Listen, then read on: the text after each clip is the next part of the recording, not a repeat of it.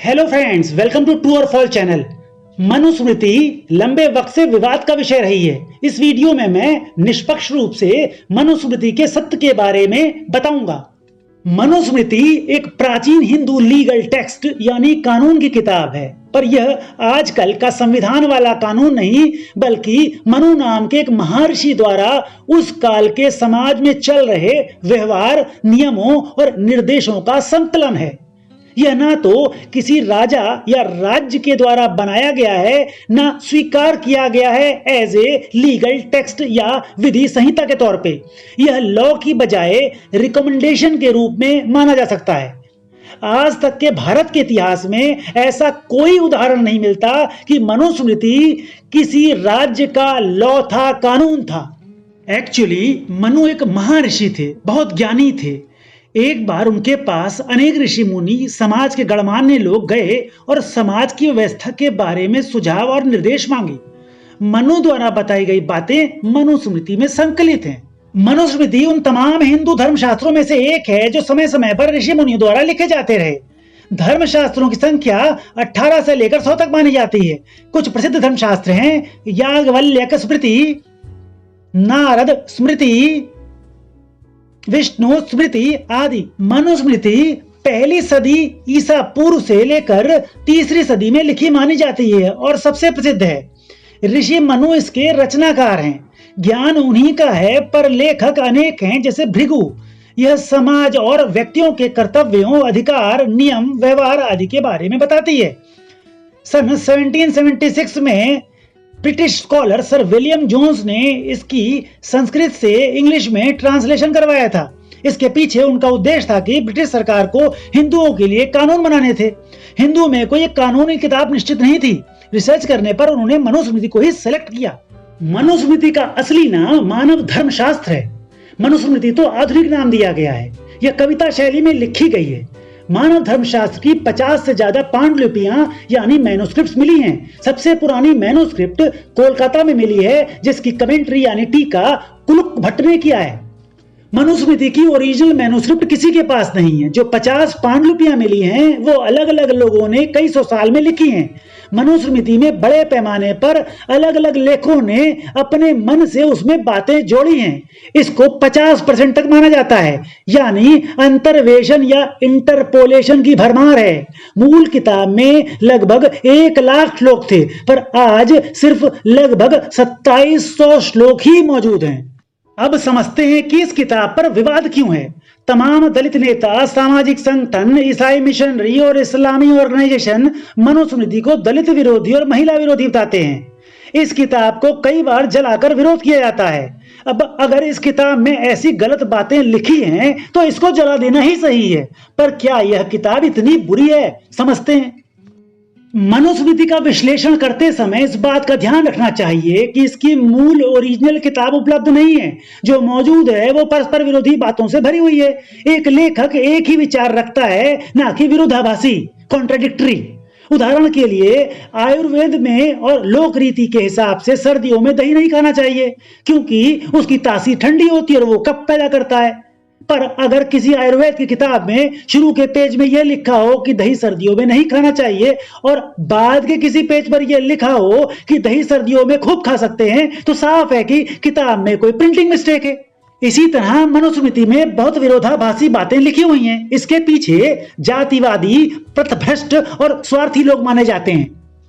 शूद्रों के बारे में तो एक तरफ मनुस्मृति बुरी बातें कहती है, जैसे कुछ श्लोकों में लिखा है कि शूद्रों को शिक्षा नहीं देनी चाहिए, शूद्रों की मौजूदगी में वेद नहीं पढ़ने चाहिए, और शूद्र अगर दूसरे वर्णों पर जिस अंग से प्रहार करता है तो राजा को उस अंग को काट देना चाहिए। देखिए, श्लोक के अंत में लिखा है तत् मनो अनुशासनम, अर्थात यही मनु का न्याय है। महर्षि मनु ने पूरी किताब में यह बात कहीं नहीं लिखी है। यह मनु रचित है और उनका अनुशासन है। असल में महर्षि मनु के ज्ञान को उनके शिष्यों ने रिकॉर्ड कर लिया था, उन्होंने खुद नहीं लिखा। स्पष्ट है कि इसको बाद में किसी दुष्ट व्यक्ति ने जोड़ा है। एक और श्लोक देखें, इसमें कहा गया है कि एक ब्राह्मण अपनी पत्नी, पुत्र, दास, नौकर और छोटे सगे भाई को इनके द्वारा अपराध करने पर रस्सी या बांस की पतली छड़ी से पीटे। अब एक और श्लोक देखें, इस श्लोक में उल्टी बात लिखी है कि ब्राह्मण अपने पुत्र और शिष्य के अलावा और किसी व्यक्ति को ना मारे और पुत्र और शिष्य को केवल शिक्षा देने के भाव से ही दंडित करे, क्रोधित होकर नहीं। साफ है कि पहले वाला श्लोक किसी दूसरे लेखक ने बीच में घुसेड़ दिया है, इंटरपोलेशन है। अब देखिए मनुस्मृति में शूद्रों के पक्ष में की गई बातें पर जो अन्य वर्गों के विरुद्ध लगती हैं पर न्यायपूर्ण है। मनुस्मृति के अध्याय 8 के श्लोक 337 और 338 को देखिए। इसका अर्थ है कि चोरी आदि अपराध करने पर किसी शूद्र को 8 गुना दंड दिया जाए तो वैश्य को 16 गुना उसी अपराध के लिए दंड दिया जाएगा, क्षत्रिय को 32 गुना और ब्राह्मणों को सबसे ज्यादा 64 गुना या 128 गुना दंड मिलेगा, क्योंकि ब्राह्मण धर्म और नीति के बारे में सबसे ज्यादा जानता है, ज्ञानी है, पर वो अगर कुकर्म करेगा वो सबसे बुरी बात है। मनुस्मृति के 10वें अध्याय के 65वें श्लोक को देखें। इसका अर्थ है कि शूद्र ब्राह्मण बन सकता है और ब्राह्मण शूद्र, क्षत्रिय और वैश्य और उनकी संतानें भी ऐसे ही वर्ण प्राप्त कर सकते हैं। इस वर्ण परिवर्तन का आधार मनुस्मृति में व्यक्ति का कर्म बताया गया है, यानी कि कर्म से वर्ण बनता है, ना कि जन्म या जाति से। इस श्लोक की पुष्टि भविष्य पुराण के ब्रह्मा पर्व के 40वें अध्याय में लिखे श्लोक से होती है, जो मनुस्मृति के इसी 10वें अध्याय की बात को दोहराता है। देखें, अब देखते हैं मनुस्मृति महिलाओं के बारे में क्या कहती है। मनुस्मृति के 2 श्लोक बहुत प्रसिद्ध हैं जो महिलाओं के बारे में हैं। यत्र नार्यस्तु पूज्यन्ते रमन्ते तत्र देवता, यत्रेतास्तु न पूज्यन्ते सर्वस्त्रा फलः क्रिया। इसका अर्थ यह है कि जहां स्त्रियों की पूजा होती है वहां देवता वास करते हैं और जहां स्त्रियों की पूजा नहीं होती, उनका सम्मान नहीं होता, वहां किए गए सभी अच्छे कर्म निष्फल हो जाते हैं। दूसरा श्लोक देखें, जिसका अर्थ है कि जिस कुल में स्त्रियां कष्ट भोगती हैं वहां कुल जल्दी ही नष्ट हो जाता है और जहां स्त्रियां प्रसन्न रहती हैं वहां कुल सदैव फलता फूलता है और समृद्ध होता है। अरे, जिस सनातन हिंदू संस्कृति में महिलाओं को देवी मानकर पूजा जाता हो, वहां महिलाओं के दमन की बात कोई भी धर्म ग्रंथ कर ही नहीं सकता। जो करता है वह झूठा है, धर्म विरुद्ध है।